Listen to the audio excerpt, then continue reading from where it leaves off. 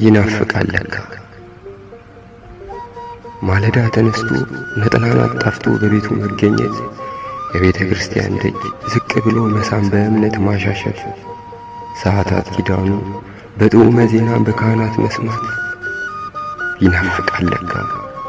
ተቀብሎ ማዜም በአንድነት በህብረት አሃዱ አብ ተብሎ ቅዳሴ ማስቀደስ፣ በፍቅር በህብረት ተሰጥቶ መመለስ፣ በጣኑ መዓዛ በመስቀል መቀደስ፣ ደጀ ሰላም ገብቶ ጸበል ጸድቅ መቅመስ ይናፍቃል ለካ።